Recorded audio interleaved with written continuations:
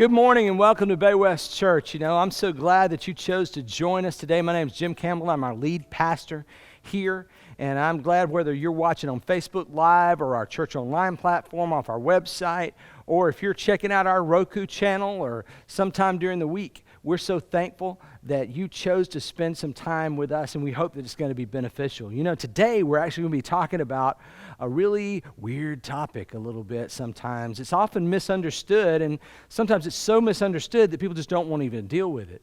It's spiritual warfare. Ooh, Jim, are you getting a little weird on this? No, actually, I'm really not. It's funny to me. I know there's a lot of skepticism out there. A lot of times we feel like, hey, I'm just a little too intelligent. We're just a little too refined to deal with those archaic topics anymore. But, the truth is we'll make angels, demons, spirits, come on, get out of here. That's fine. We'll make a good TV show about it and put it on the CW and get all hooked in, or make some metrosexual vampire movie and be all cool about it. But, it's not really real, right? At least it's not until somebody tells that ghost story late at night, or until we see that dark street that looked like the one we saw in that horror movie that we just watched. And then we're like, I don't really want to go down there.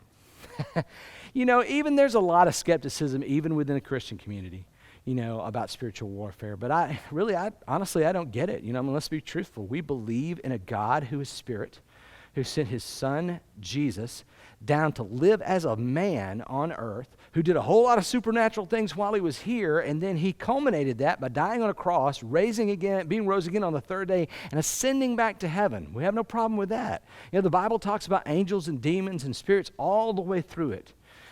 Jesus talked about and cast out demons. In his time here on earth. He talked about angels in Matthew 18, all kinds of things that happened while he was here. Matthew 4, Mark 1, Luke 4. We know about the confrontation that Jesus had with the devil after his fast and being in the wilderness. Even in Hebrews 2, Paul tells us that Jesus had to come and live as a man so that he could die to break the power of the devil. So the truth is, if we may like just the touchy-feely Jesus a whole lot that really doesn't challenge us. We might want to talk about the talking to demons part of Jesus, but the truth is, if we only take part of Jesus, are we really following Jesus, the real Jesus, or are we just following some sort of hybrid Jesus that we kind of made up that doesn't challenge us too much? Well, the truth is that the Apostle Paul, continued to talk about his spiritual battles and the things that went on in the world. And he told us specifically, hey, you need to recognize it's there and be ready for it. So over the next 4 weeks, we're going to talk about this subject. And my hope is that when we're done, that we all have a better understanding of what we're dealing with, and that we can employ these strategies in our lives, and we can meet the challenges of our world in a better way. Now, we'll jump into that here in a little bit right after our Josue and our worship team leads us in worship. But first, parents, I want to tell you, if you haven't joined our Kids Facebook group, our Kids Zone Facebook group, please do. You can search Facebook for Bay West Kids Zone, or you can go to facebook.com/groups/Bay West Kids Zone. There's some great content. We're still having our Kids Zone stuff there. We're still having our videos that we have, our discussion questions, and there's guides there for you to continue to help disciple your kids in this time where we can't be together.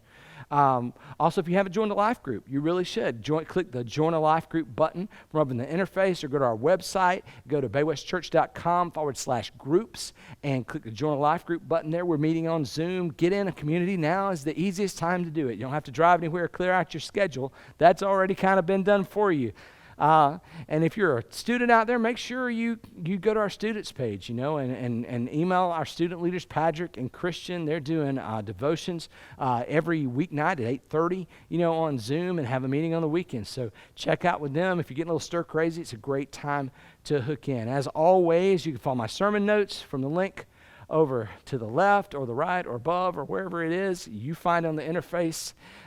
If as well, you can also give securely online through our give link off our website or in the interface around me. But right now, why don't we worship God in song together?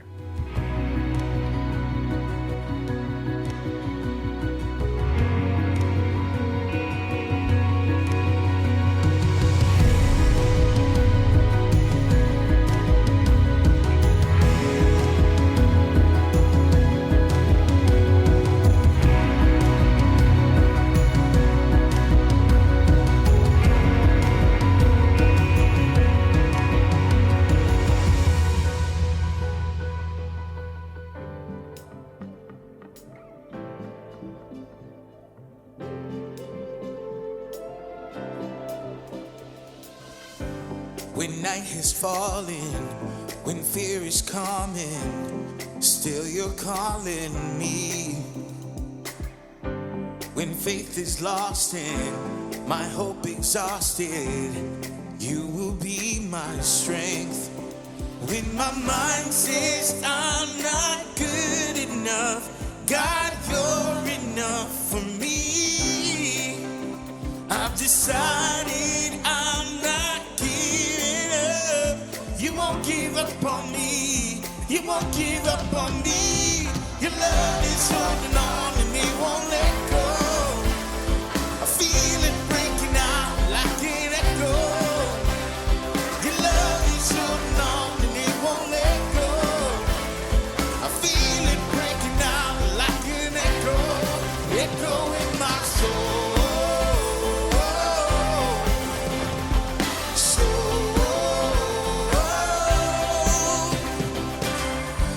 In every season, you keep repeating promises to me.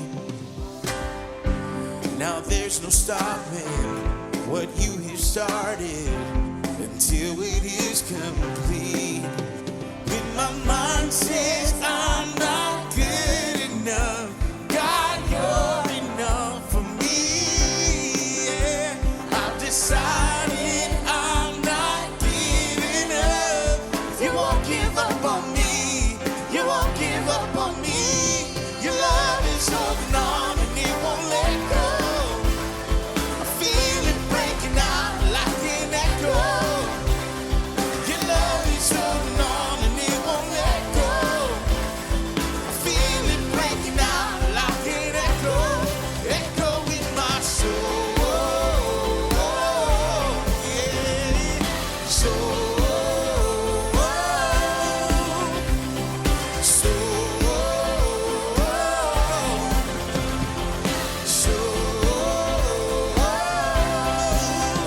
When my mind says I'm not good enough, God, you're enough for me. I've decided I'm not giving up. You won't give up on me. You won't give up on me. Your love is holding on and it won't let go. Feel it breaking out like an echo. Your love is holding on and it won't let go. I feel it breaking out, breaking out. Your love is holding on and it won't let go. I feel it breaking out like an echo. Your love is holding on and it won't let go.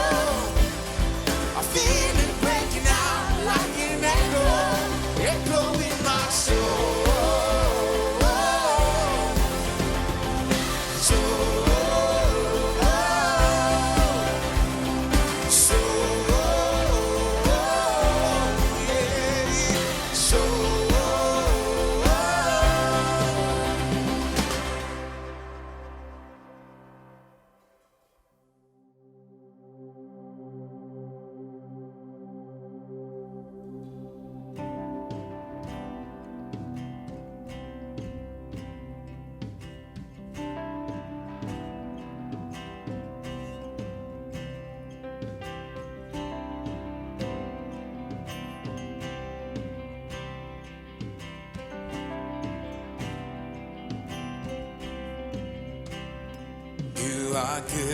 You are good when there's nothing good in me. You are love on display for all to see. You are light when the darkness closes in. You are hope, you have covered all my sins.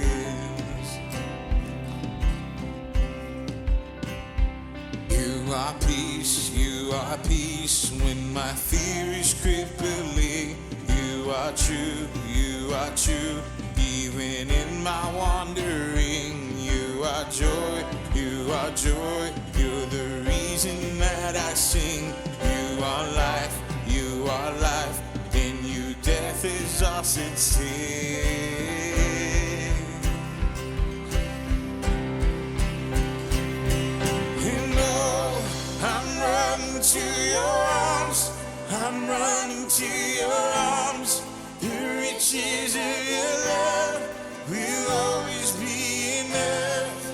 Nothing compares to your embrace. Light of the world, forever reign.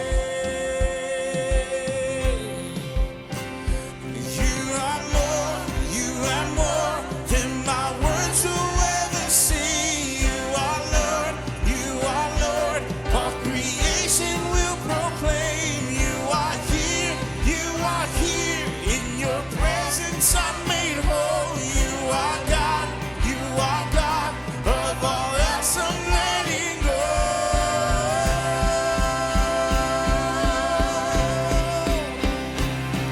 You know I'm running to your arms, I'm running to your arms. The riches of your love will always be enough. Nothing compares to your embrace. Light of the world, forever reign. I'm running to your arms, I'm running to your arms.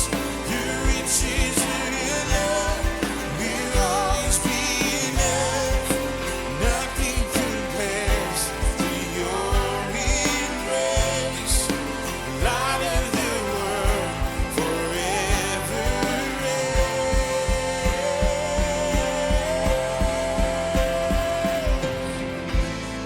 My heart will sing no other name. Jesus, Jesus. My heart will sing no other name. Jesus, Jesus. My heart will sing no other name. Jesus, Jesus. My heart will sing no other name. Jesus,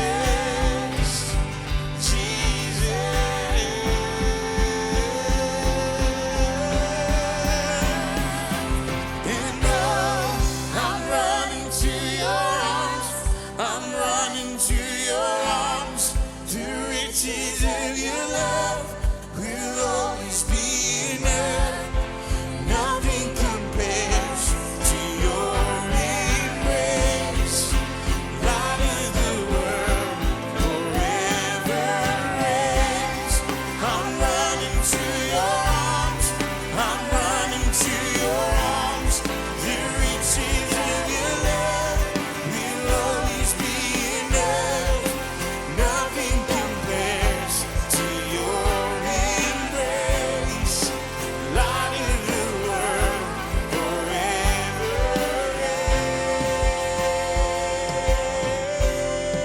reigns.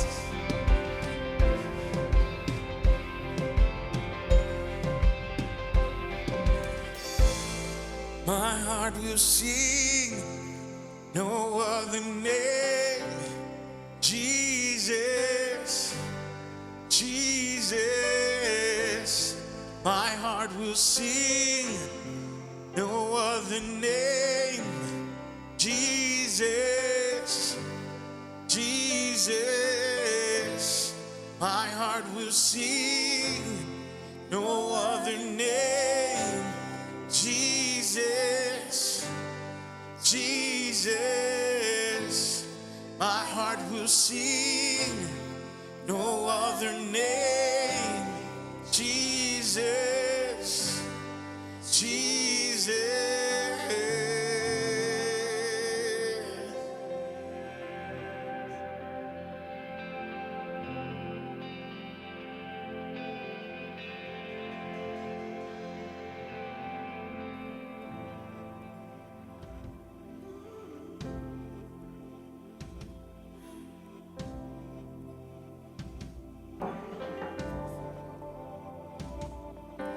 Peace, bring it all the peace. The storm surrounding me, let it break. At your name still, call the sea to still, the rage in me to still.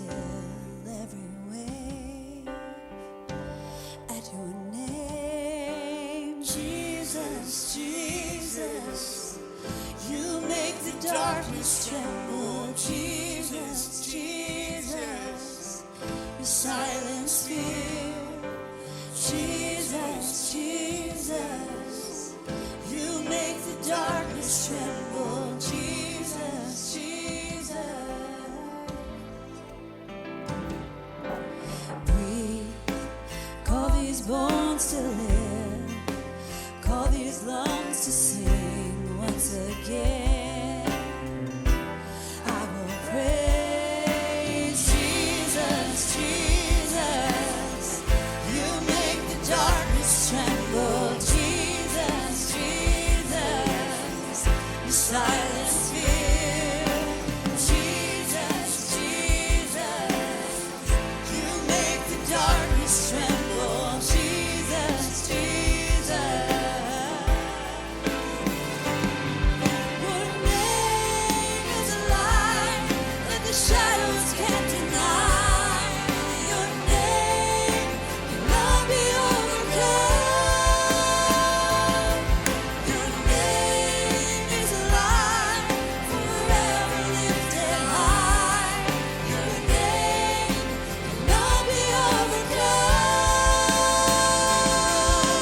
Jesus, Jesus, you make the darkness tremble. Jesus, Jesus, you silence fear. Jesus, Jesus, you make the darkness tremble. Jesus, Jesus, Jesus,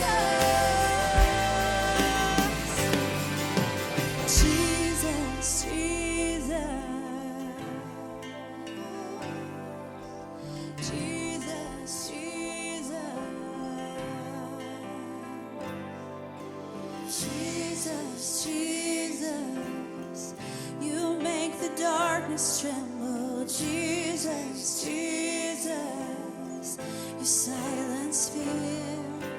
Jesus, Jesus, you make the darkness tremble. Jesus, Jesus. Your name is a light that the shadows can't deny. Your name cannot be overcome. Your name is a light forever lifted high. Your name cannot be overcome. Your name is a light that the shadows can't deny. Your name cannot be overcome. Your name is a light forever lifted high. Your name cannot be overcome. Jesus, Jesus, you make the darkness tremble. Jesus, Jesus, you silence fear. Jesus, Jesus, you make the darkness tremble. Jesus, Jesus,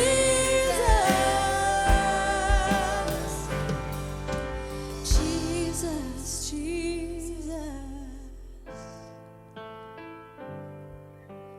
Jesus, Jesus.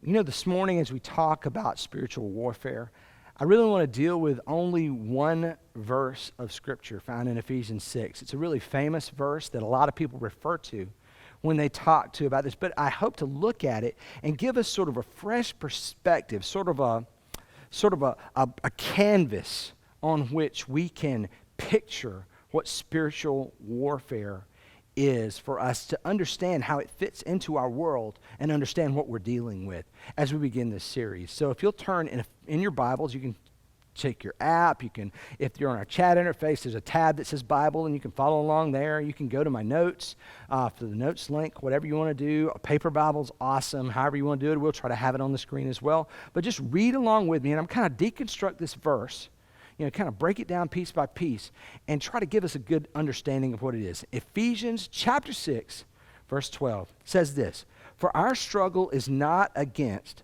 flesh and blood, but against the rulers, against the authorities, against the powers of this dark world, against the spiritual forces of evil in the heavenly realms." One of the first things that you want to see about this verse, the first thing that you need to understand is it's a fight, okay? It's a fight.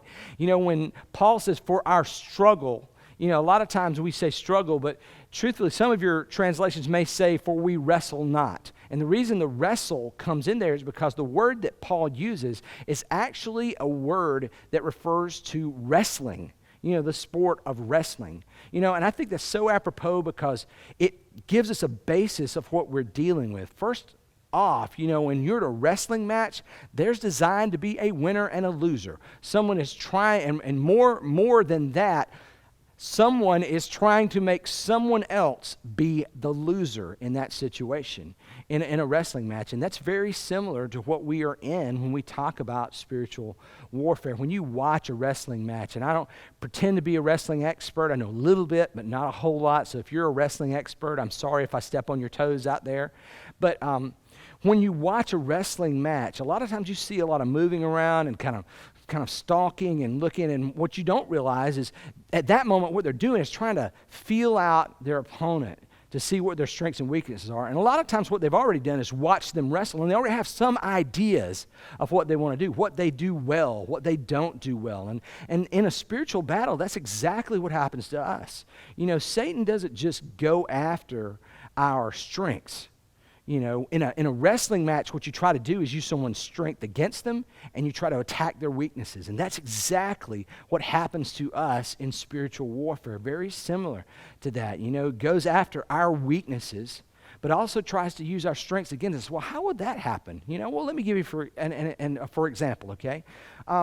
Let's say you have a very vibrant, quiet time, and you spend time with the Lord every day, and you pray, and you are a praying person.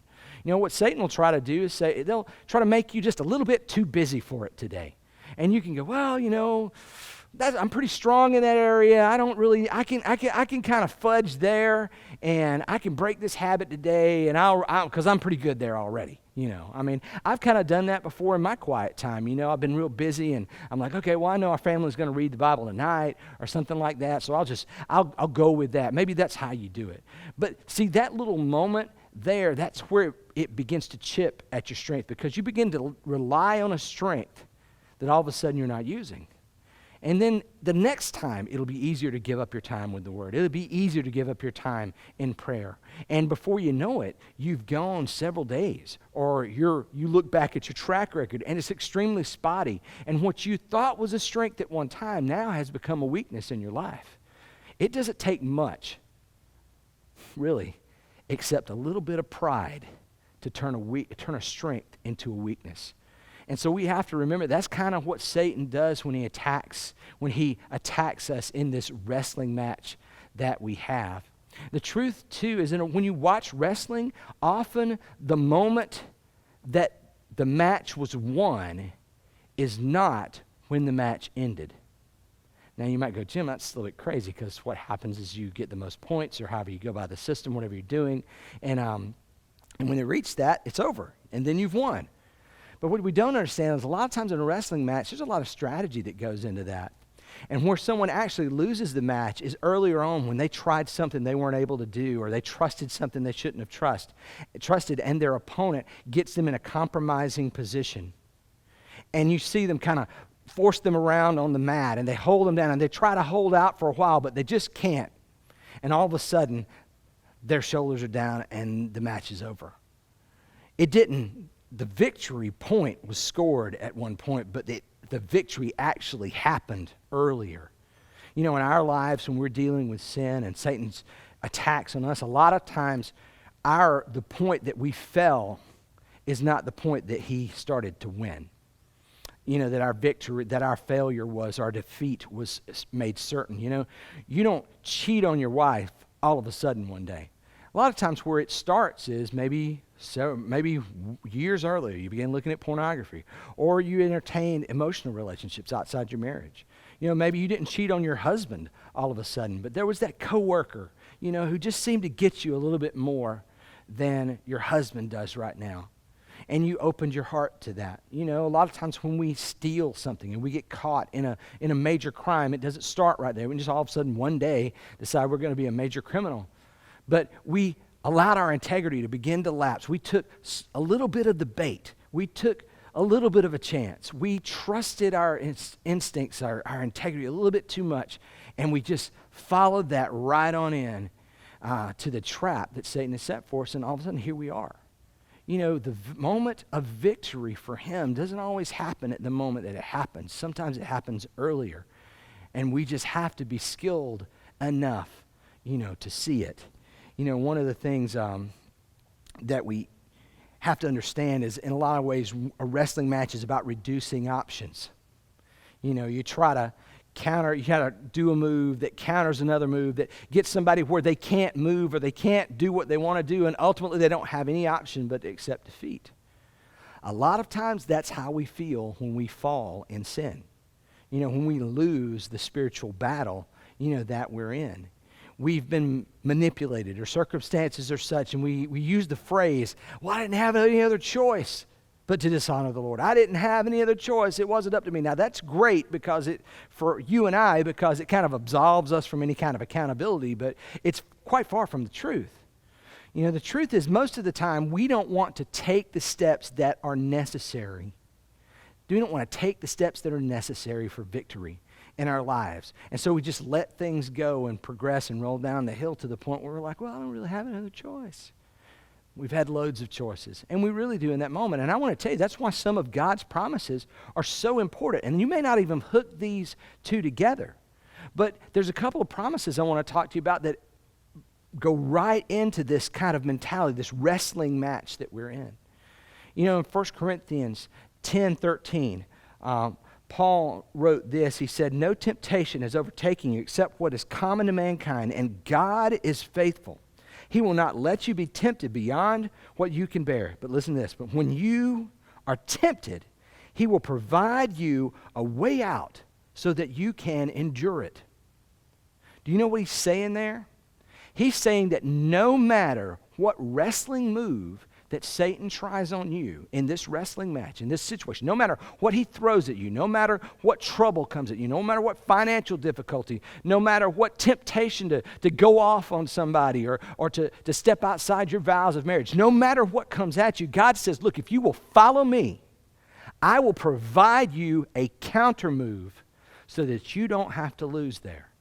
Wow, what a great thing. What if you knew going into a wrestling match that there was nothing that could ever happen to you that you could not get out of? What an immense amount of confidence that should bring you. But that's what God is saying. Look, and he says, look, I will provide you a way out. You can count on me. I will make sure you have a way. Now, when we have a way out of sin, a lot of times are out of spiritual defeat. A lot of times those are things that we don't want to choose. And a lot of times when we say I had no other choice, it was like I had no other option that I was willing to do.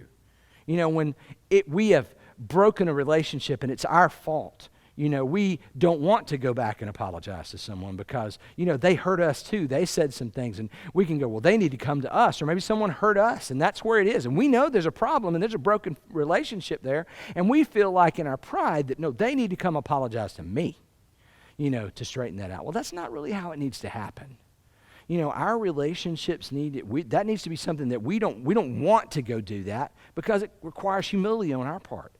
Maybe it's another type of situation like that. We can all think of loads of options and loads of situations like that, but the truth is, we always have the option.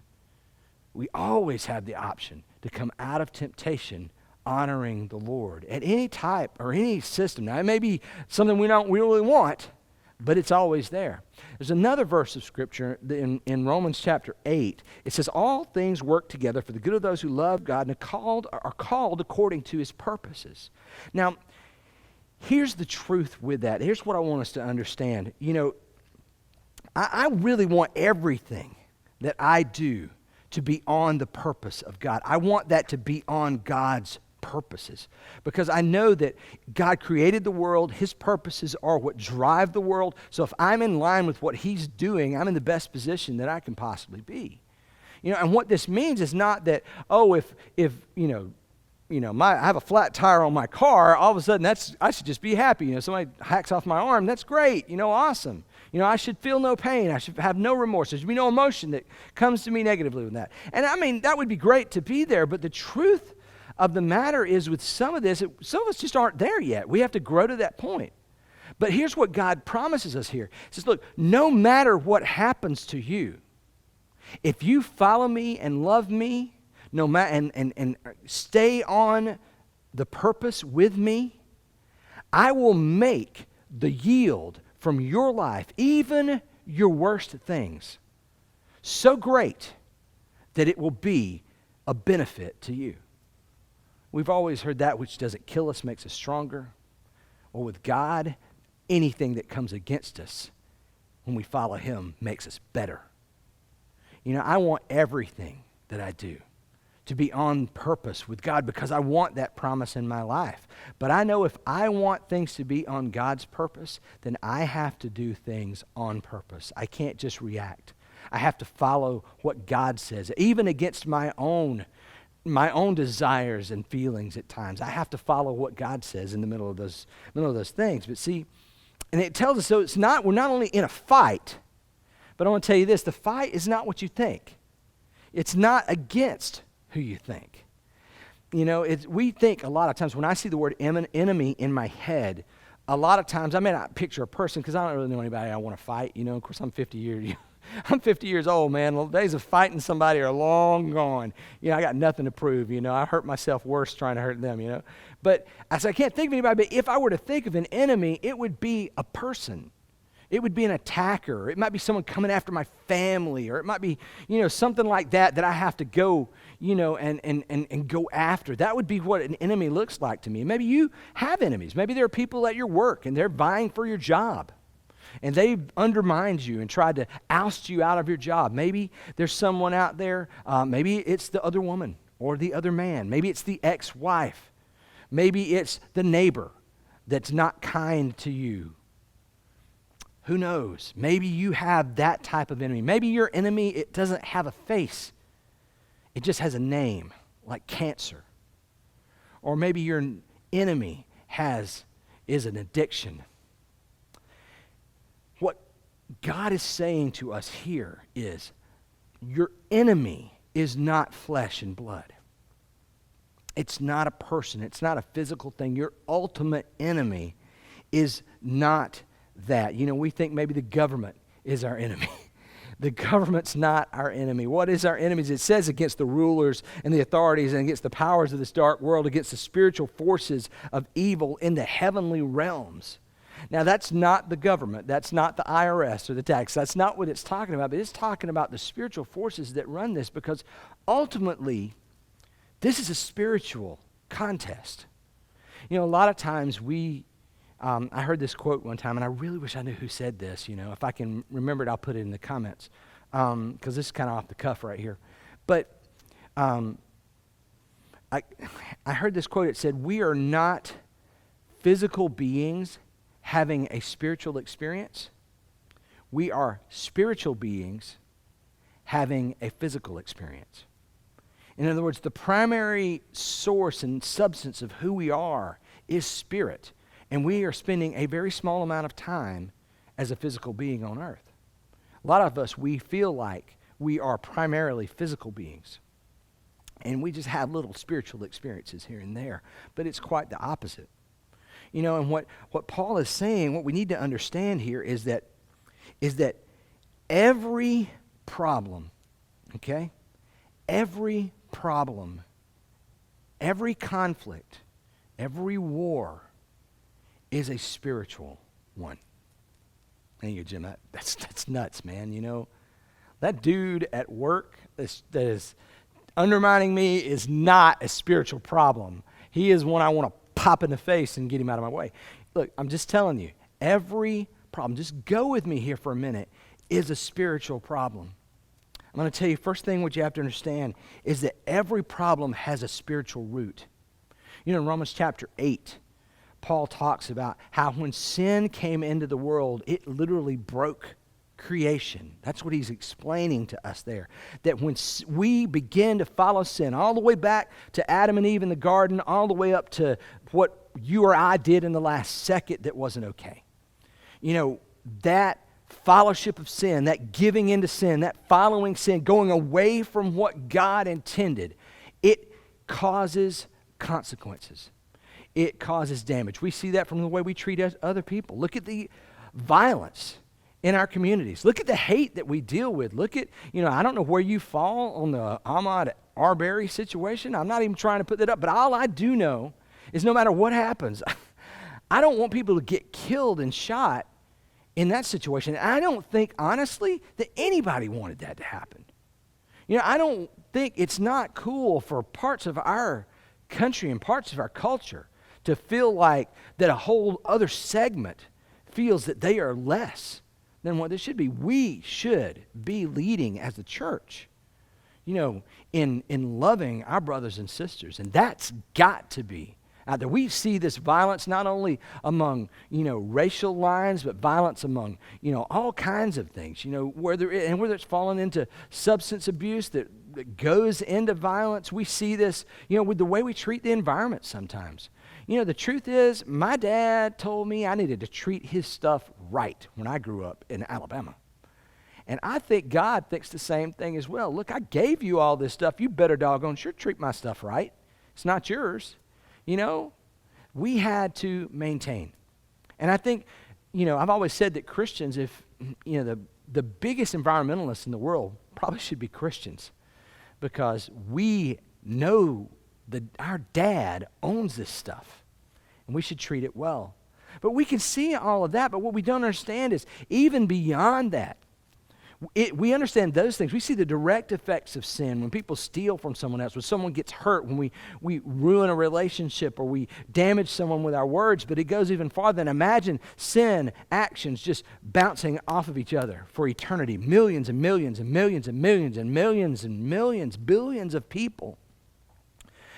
Choosing millions of sin options, launching reactions out into the world.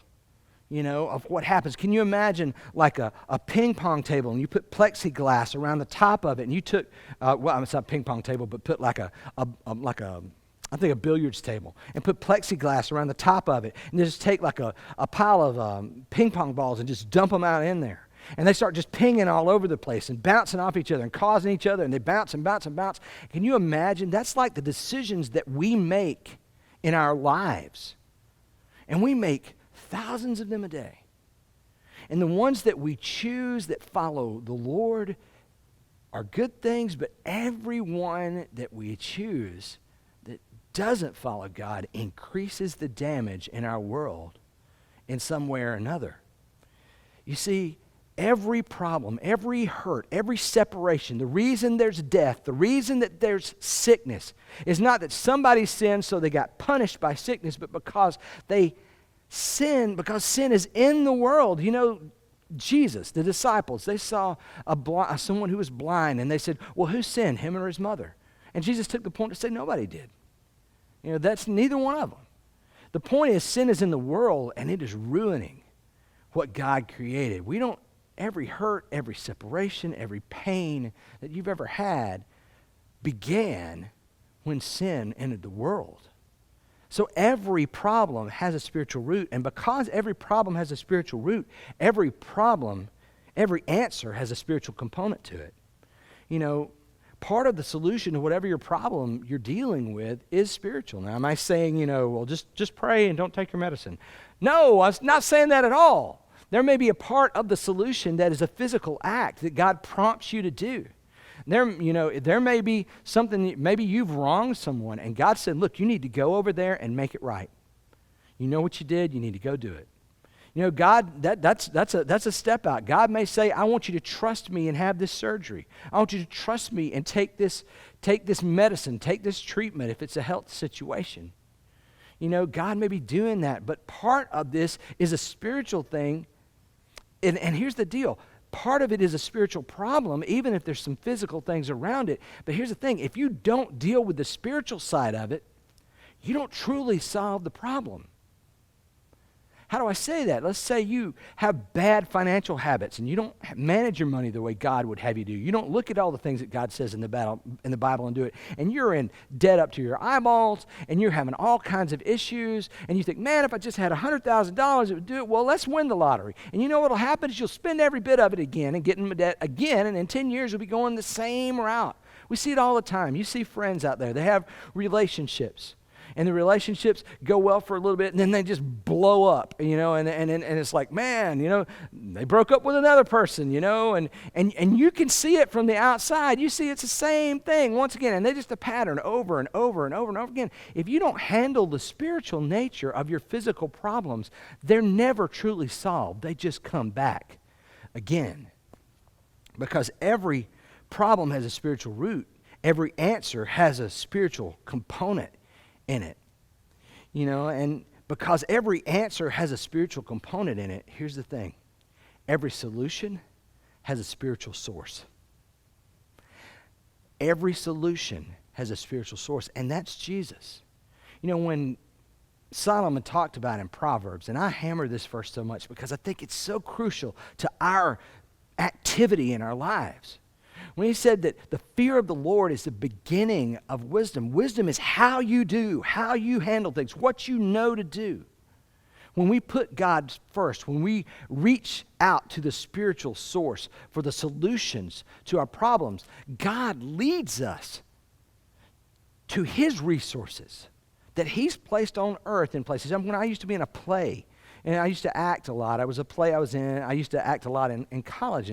And you would set your pieces, like your props, around on the different places that you had to enter. So you made sure you had the prop at the right place. Well, I think that's how God has done with our world. There's resources of his all over the place. And he goes, look, I want you to enter over here because over there I have this resource that I want you to pick up on the way in.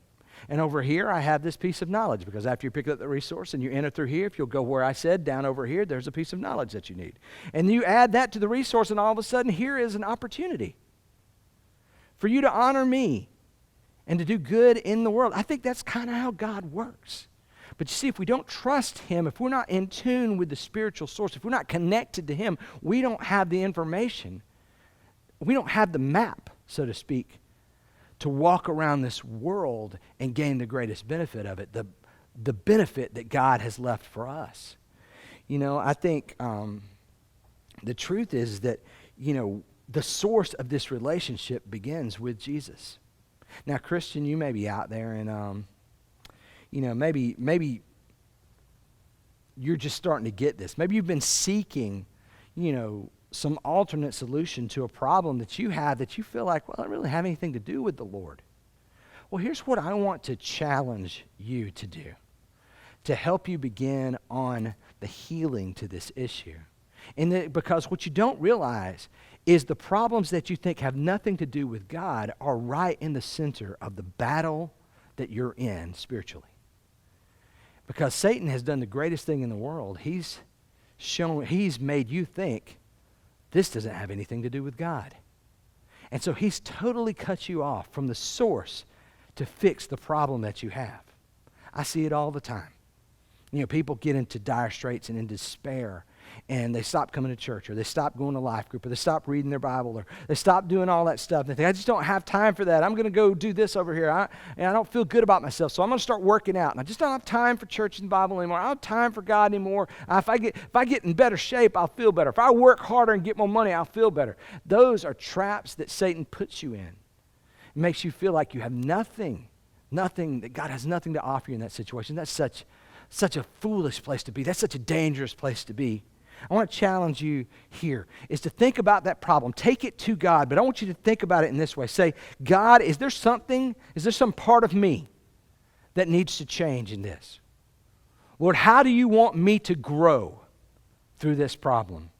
Is there a part of me that I'm not surrendering to you? And this problem is because of that. Would you show that to me and listen to him? And if he shows you something, say, okay, I'm not doing that your way. Okay, I'm going to do it your way. Even if it doesn't seem like it's connected to the problem. If God puts that before you, there's ways that our lives are interconnected and our actions and thoughts and attitudes are interconnected that we can't possibly fathom or understand. But God knows. So if he puts it before you, even if you're like, okay, well, I need to make my bed. I don't know. All right, God, if you say do it, I'll do it. There's a reason. Go with it. Second, I want you to say is how, when you consider your actions for this problem, you consider your solutions, go, what would show God the most honor at this moment? What would show him the most honor? Refuse to accept that the only choice here is to do something that dishonors God. There is another choice. You have a counter to the move that you're in. Don't accept the fallacy that you only have one choice, and it goes against God. God has left you a way out that honors him and will ultimately bring you to success. Now, that's for Christians out there. Now, maybe you are listening today, and you're listening because you're with somebody or something like that, and you're not really a Christian, and you don't follow Jesus, but you've resonated with some of the things that I've said. You see some of the struggles that you have, and they sound very familiar to what I'm talking about. Well, yeah, they are, because you're in the middle of this too. The problem with this is the source that begins the solution, that is the fuel to the fight, that's the armor for our protection in this battle that we're in, begins. It's when we are plugged into Christ and you've never started a relationship with him. It's very simple to do it. It's when you understand that Jesus, who was God, came down, lived as a man, lived a sinless life.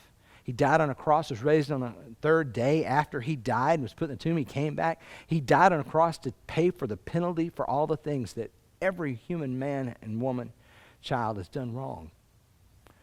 And our response to that in gratitude is to say, then I will live my life for you. And God made that way available for us. And when we commit our lives to Christ, when we say, I'm going to follow you, you're going to be my mentor, you're going to be the boss, the owner, the direction. You're the first consult with every decision. You're the last decision maker, God. With everything that I do, I'm going to live for you. God comes in and changes us. It's nothing that we do. It's not our choice. It's the power of God. And when we respond to him, he comes in and changes us. And he brings us and connects us back to him. And now that we're connected to the source, for the first time, we have a choice. We have a choice to win the battles we're in. And if that's you today, I would love to know that. If you would click on the connection card link that's over in the interface, or email me, jimc@baywestchurch.com. Let me know that you made a decision today, and we would love to help you with that, because when you make a decision to follow Christ, that's the starting line. The finish line is a ways away, and we'd love to help you make it there. I'd love to thank you so much for being a part of our services today and being a part of Bay West Church. Like I say, parents, if you're out there, please make sure you join our Kids Zone group and take your kids through the video material and stuff. We want to help you in this time. Yeah, we have a plan. We're working on our plan. We're going to put it out probably this week of what our plan is going to be to start coming back together, the first phase of it. To come back together. And we're really excited about that. The leadership team and I have met this last week, and we've talked about that, and we feel like God is leading us in a very positive direction on this. Thank you so much for your patience. I thank you for filling out the survey and giving us some good input about what our church is feeling. We had a great response on that. But we'll be letting you know soon about what our response, and so not only that, but some really cool opportunities that may be coming about really soon for us to help our city in Palm Bay. As always, you can give through the Give link. Make sure you join a life group. But as always, let's see you next week for the next installment of our Modern Warfare series. Have a great day.